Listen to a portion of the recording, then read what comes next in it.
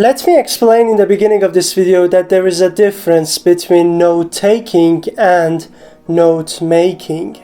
Hello guys, and welcome back to another video about reading. My name is Sohail, and if you're interested in topics related to literature, reading, literary criticism and so on, hit that subscribe button to watch my future videos as well. And today, as I promised in previous videos, we are going to talk about making good notes. And now, let's talk about the differences between taking notes and making notes.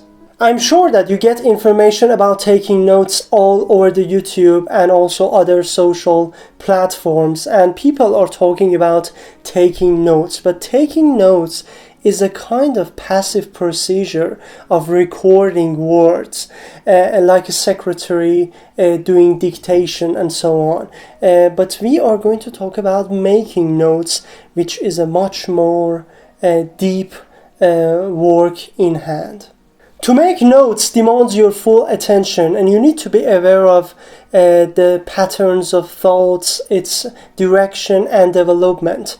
And most importantly, you need to distinguish between what is important and what is not. This active involvement is what makes this note-making difficult as well as valuable. Anyway, there are two main values in making notes that we are going to talk about right now.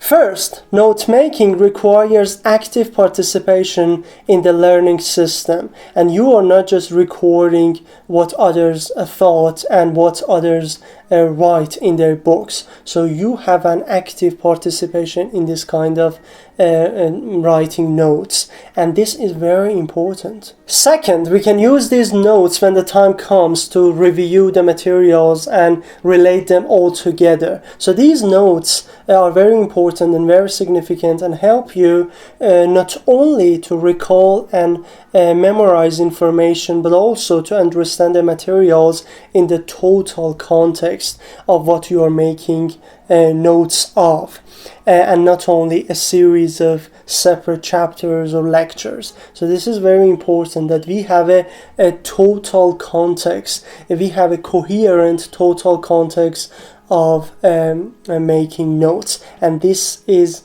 what distinguishes note making from note taking. One of the significant points you need to consider is the form or the structure in which you are making notes. The form of making notes depends upon the subject, of course, whether it is from a book, a lecture, a magazine, or so on. But anyway, there are two common forms in making notes. In the first form, students find summaries or a series of questions and answers to record the information. This is one of the common ways of making notes, but I personally don't like this one, but I like the second one.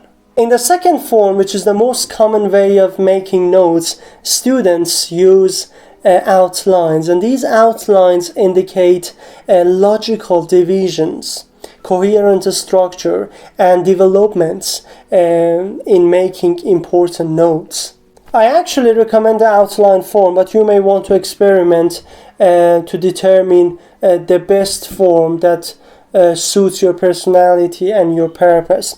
Anyway, the point is that whatever form you chose, this form should clearly show the relative importance of ideas and actually their relationship. In the form of outlining, there is indentation and numbering systems which can help you to visualize different levels of importance and how ideas are related to one another. Here we can see a sample of an outline. The first thing you need to add to this outline is the topic sentence, which is the most important idea of a section of a book, for example. Then you need to provide some supportive statements for that topic sentence, and these supportive statements can have some supportive sentences too, and these subsections can go to the end of your paper like a tree. So this is the general structure of an outline. So there's a topic sentence, then we have subsections, and also some subsections for those primary subsections, and go on. So this can be a coherent structure for your for example, first section of a book, and then the second section you can have another outline. The most important point you need to consider is that it's better to write your own words. Write these notes with your own words, so that reviewing, memorizing, understanding, and then recalling this information will be much easier for you. Just remember that all parts of your outline must be coherent, and there must be relation between different parts and different ideas, and each supportive sentence or each subsection must be related to that topic sentence. So this coherence is very important in this form of outlining. The most important consideration in making notes is what to write down and what not to. Writing a few notes will destroy the coherence we just talked about, and later on when you come back to your notes to review them, you cannot understand even a word of it. On the other hand, notes which are too complete makes it hard for you to distinguish between the essential information and the subordinate ideas and examples. Just remember that these notes are going to guide you in the future reviewing sessions, and you need to be careful about them to understand them and recall the information in the exact time you need it. So be careful and practice to do this in the best way you could. The last point I want to tell you is that it's better to use a notebook rather than a simple papers, especially if you're a student in college or university. A small, simple notebook, for example, something like this that I have, is very good, very enough, and very perfect for each semester, for example, and you will have the most important information of that semester in this well-structured package, and this will be a bargaining chip for you in the final exams.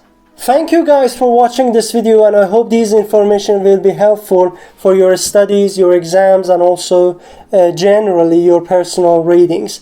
I'm looking forward to your comments and ideas about this video, and if you find the content of my channel interesting, be sure to subscribe. Thanks for your attention and take care.